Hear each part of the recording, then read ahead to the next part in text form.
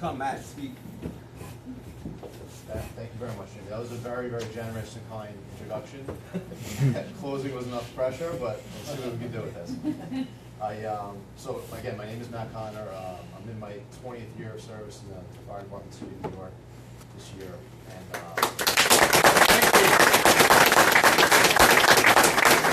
it's been my honor and my pleasure, but New York City tried to fire me when I had 16 years on the job. Because I decided that, taking an emergency use authorized product that had medical risk that I saw as unfit for my own reasoning. They didn't respect that choice that I made. Many of us felt compelled to apply for reasonable accommodations. Some of us for medical reasons, for medical exemptions. Some of us had sincerely held religious beliefs that made it impossible to come into compliance with that mandate. Thousands of city workers had reasons they felt that they could not, even if they wanted to come to compliance, they felt that they could not in the ways that they were laid out for them. So people have been fighting this, for 3.5 years. So when I see this Boston poster that's reminding people that this is still going on, because people don't know that this is still going on. That's part of the problem. But for reinstated compensate, for me, has been not just a campaign platform. I'm not running for office. I'm one of the lucky ones that's back at work working for the city. And I'm not leaving anyone behind. That's why I'm here today. That's why I'm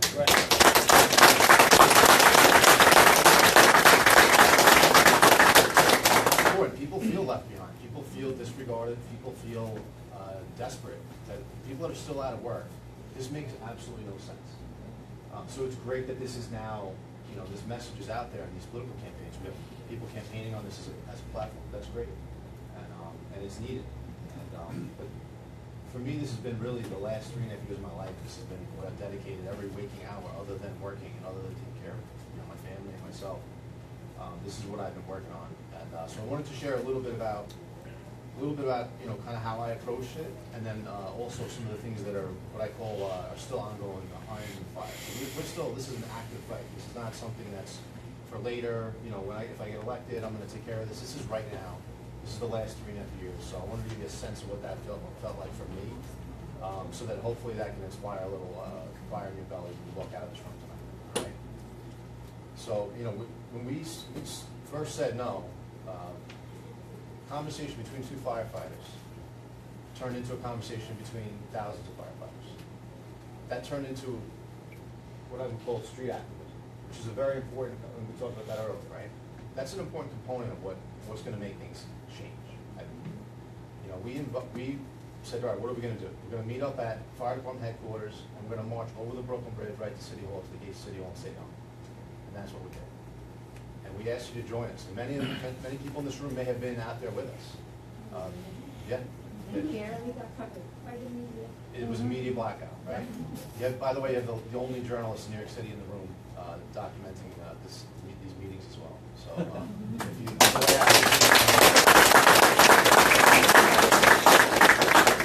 these things have not been. That was 20,000 New Yorkers marched over the Brooklyn Bridge. That's one of the largest labor demonstrations in New York City's history that nobody seems to know about, right?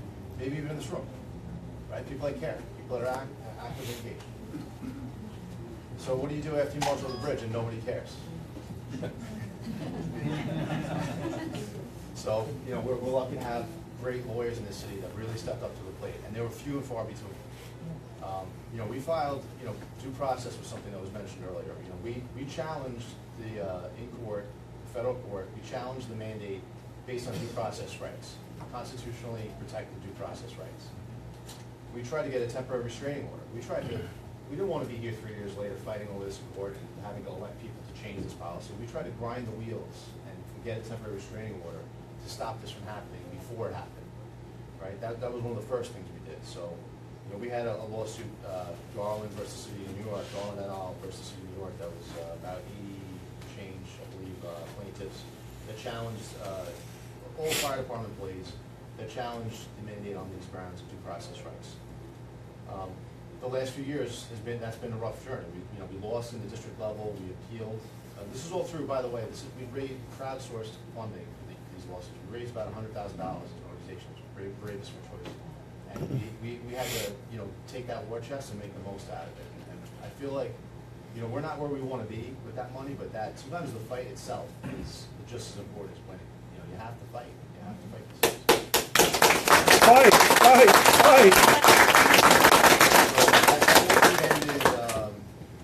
We lost the district level. We appealed to the Second Circuit of New York. We got an unfavorable decision. If anybody wants to hear how insane the arguments of New York City are against us in court, go on the Second Circuit's website, look up Garland versus the City of New York, and listen to those oral arguments. It is absolutely obscene what the city lawyers argued. They actually argued that our due process opportunity was our chance to submit our vax passport, proof of vaccination. That was our due process.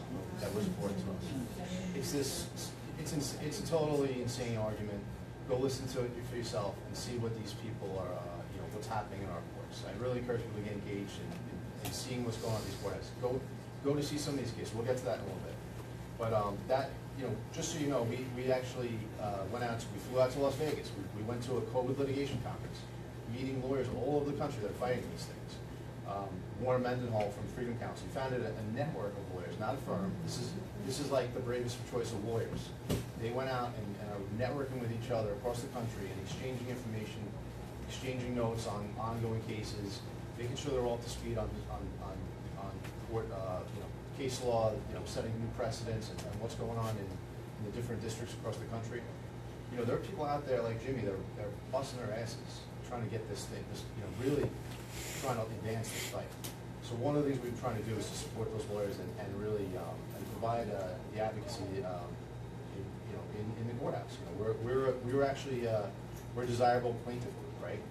People respect firefighters, in general, and we were able to leverage that. Say, hey, listen, this you tried to crush us. This is wrong. And we actually applied for writ of certiorari to the Supreme Court of the United States in that case. The Supreme Court of the United States denied.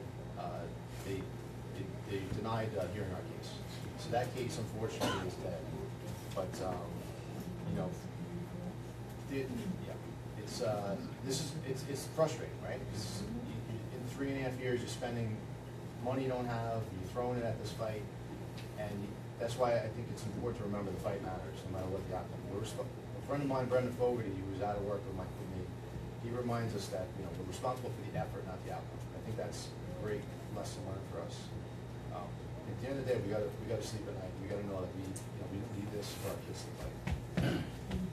But just I'll try to speed up a little because I want to cover a lot more issues. But as far as litigation, another lawsuit that we got involved in was the New Yorkers for Religious Liberty case. Right. So as I said, thousands of New York City workers filed for religious accommodations based on their sincerely held religious beliefs.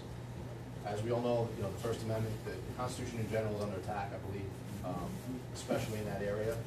So we were very proud to stand shoulder to shoulder with other city workers, not just on the fire department, but with sanitation workers, teachers, police officers, across all different agencies. Even that litigation actually includes private citizens. We actually had students, people that are in dental school told if you don't take the shot, think about your daughter going to college in the middle of dental school, doing a great job and being told, if you don't take the shot, you're out of your program. That's what happened to these kids. So that case joins us with a couple different cases from DOE employees. So there's Kiel versus NYC and Kane versus Blasio. So those are the two teachers' cases that the Second Circuit actually joined those cases together. So that case, the Second Circuit ruled against us last. I guess it's about a year ago now. It's kind of a blur. So we're still waiting on the next step.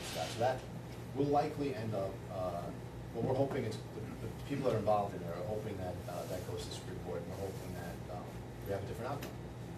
Just so you know, that case is being backed by an organization called Alliance Defending Freedom. They specialize in constitutional law. The lawyer that's consulting on the case, John Bursch, he actually argued on our behalf in the Second Circuit. He has 13 wins and SCOTUS under his belt. So he's a force to be reckoned with, and we're hoping to see that's impact litigation. That's going to make sure this never happens again, which is what we all need to be doing. We need to make sure this never happens again. We had one of the problems with the litigation. And one of the things we challenged in the Garland suit was, you know, I don't want to get too technical, but we challenged the Iqbal Twombly leading standard, which Jimmy's probably the only one in the room that I had to read 10 things to figure it out myself. But a lot of these cases never get to the point where we want to get them in court, right? The cases become dismissed before like we really get to the truth of like what happened. So we make claims in court, and before they can really be like hashed out, and you know we're not granted discovery to find out what really happened, they're dismissed, and then we have to appeal to the next court. So it becomes this long drawn out process. So it's one of the frustrating things for the workers that have been out. We've been really waiting for change, and the courts have been an important factor of that. But that's the long game, right? So we have some other approaches that are short game, not long game. But we have had some glimpses into the fraud that went on, depositions that came out of some of these cases.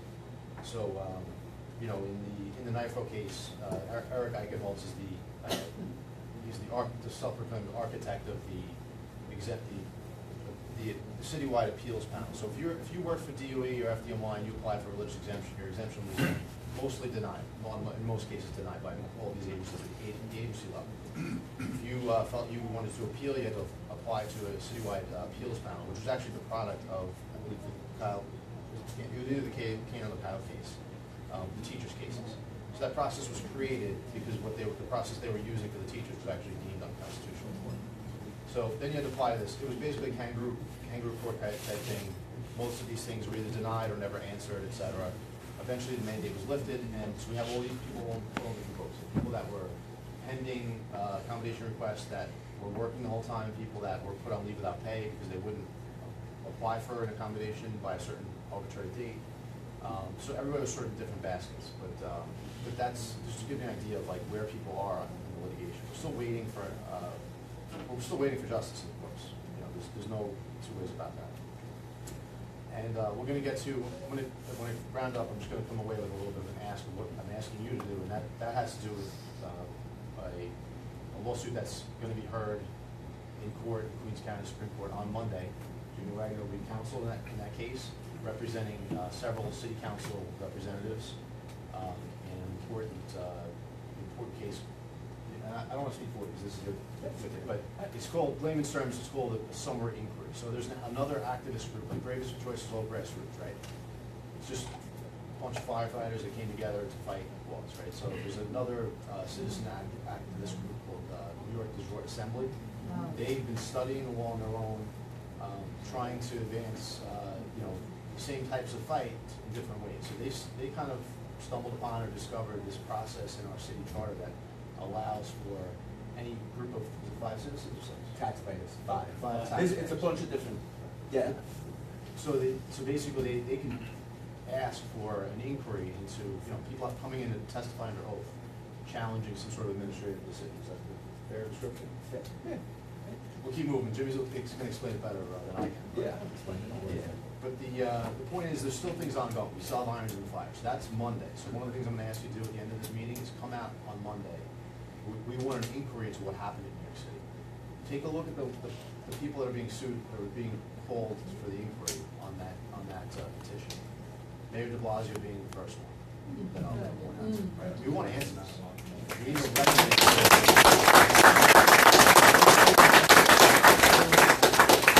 that will help facilitate that. So I'll keep moving a little faster. I know we're going on, but the legislation report. So we have people that want to be legislators in this room, right? People are running for city council. So we already have, as we've already discussed this, and you know, some of the people we've been hoping that to help a little bit with their campaign to get them in city council. But resolution number 5 is it's a resolution that basically calls for the city council, it's basically the city council calling for the New York State legislature to adopt a position in their legislative bodies. So the way this works is we have a bill in the New York State Assembly, and that bill number is A3686 for anybody taking notes. We have a bill in the New York State Senate. That bill number is S7207. So the bills get new numbers every year. We're in a new legislative session in Albany that's going to end in May. So we're on a tight window. Like, you know, if you're a teacher and you want to go back to work, Albany's done in May. They're packing up and going home. They're not back in until next January. So if you want to go back to work in September, you need this bill passed this May. That's next month, right? So there's a sense of urgency with these things, especially for people, you know, we've been waiting for 3.5 years. But, you know, if you wanna get back in a classroom next year, this bill needs to get passed, unless something else happens, so that's something to just keep your eye on. We're going to Albany on May 14th, we're gonna have a rally outside, we have one of the or the sponsor actually, of the Assembly bill, Assemblywoman Jamie Williams, Brooklyn, district, right? So she'll be out there, she spoke beautifully about the bill in the past, she's a big supporter, hopefully we get some people behind it, but go look on the websites and see which representatives that you have co-sponsored this bill. If they haven't co-sponsored the bill, they should be on this bill. If you believe reinstate, compensate is a worthy cause, call your representative. There's a way that, one of the activists that's been working is John Gilmore. He's been, if you go on his website, autismaction.org, he has a whole list of a lot of different medical freedom bills. But one of them is our bill, which we're calling the Let Us Work Act. It's a one-click thing. It'll pull up the whole form letter, some talking points to representatives about why this bill should be passed. You can customize it on your own. You hit send, it goes right to representatives based on your address. So you don't have to use his platform. I'm just saying if you type it 10 at a time like everybody is, that's a way you can make this a lot easier and still have your voice heard in your local representative's offices. But I'd encourage you to find other ways to do that as well. Go down there in person, write letters, calls, everything. And there's an urgency. People are really hurting. I'm on the phone with people, homeless firefighters, over this issue. People have had a lot of trouble in their families, et cetera, a lot of personal issues, but people are really, really in pain over this, and people feel forgotten. So this is not just a slogan. This is people's lives. This is and all the other things that we want to fix in New York, which I think are equally important. We have to fix this first. COVID was a litmus test for where you stand on freedom in this country, in my opinion. And we need to find out who the players were, who did what. We need to get rid of the people that did wrongdoing. We need to replace them with good people like yourself in this room. And we need to do it now. And we need to do it.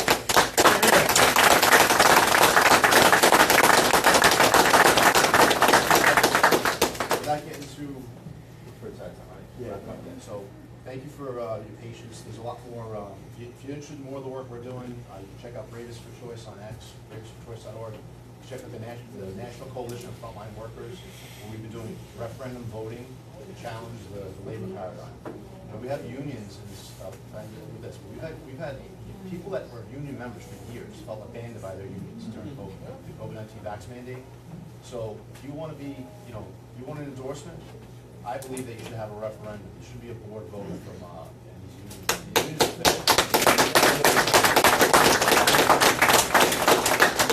I'm going to shut up because I go on all day. I'll be around after if you want to talk. I'll leave you with a quote. Jimmy mentioned Thomas Paine earlier. I was down in Florida when we founded the National Coalition of Frontline Workers, and I saw this inscribed on the wall. And I'll leave it with you since hopefully it inspires you as it has for me. The harder the conflict, the more glorious the triumph. So with that.